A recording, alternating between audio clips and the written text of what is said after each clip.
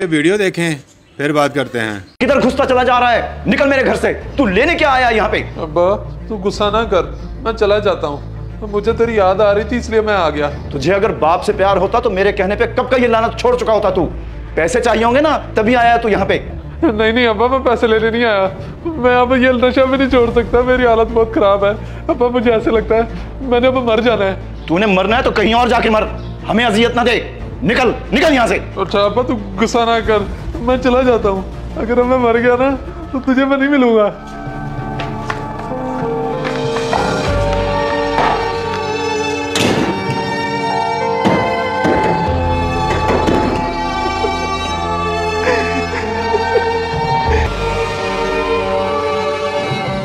लगता है इसके बाप ने फिर से इसको घर से निकाल दिया है। ऐसी निकम्मी औलाद के साथ ऐसा ही होना चाहिए। अपने बाप की इज्जत मिट्टी में मिला के रख दिया इसने। ऐसी जिल्लत भरी जिंदगी से बेहतर इंसान मर ही जाए।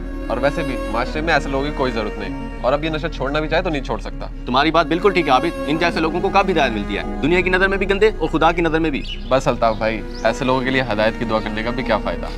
खैर तू छोड़, ये टिकटॉक चेक कर। अस्सलाम हो गया सोना। तुझे कोई जरूरत नहीं है मुझे सलाम करने की और मेरा हाल पूछने की। माजरत करता हूँ भाईजान, गलती होगी मुझसे। हम भी तो कभी दोस्त हुआ करते थे, इसलिए मैंने सलाम कर लिया। दोस्त हुआ करते थे मगर अब नहीं। मुझे देख, मैं नमाजी बन गया हूँ और तू अपने आप को देख, कितना बदतरीन इंसान बना है। ठीक है भाईजान, बस अल्लाह आपकी इबादत कबूल फरमाए। ओए मुझे तुझ जैसे की दुआओं की जरूरत नहीं है।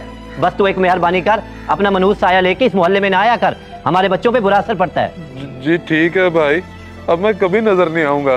बस अल्लाह से दुआ है किसी को इस हाल में ना पहुंचाए जिस हाल में मैं हूँ।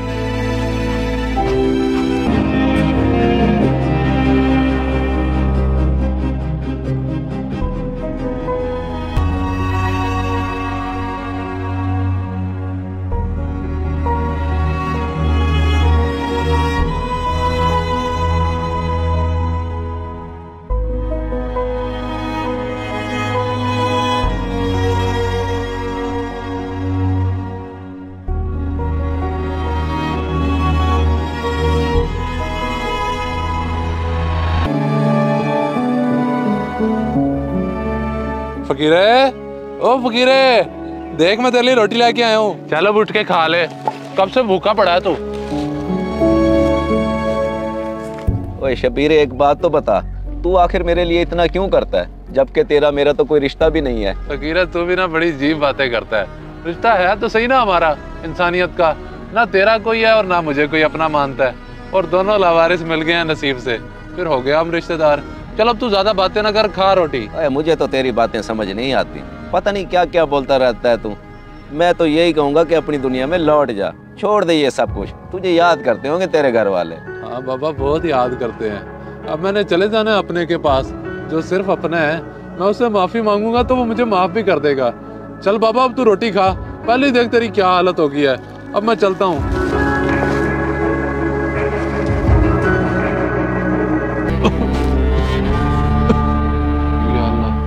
मुझे माफ कर दे, मैंने तेरी बहुत नाफरमानियां की हैं, तेरे बंदों का भी बहुत दिल दुखाया। माफ कर दी अल्लाह।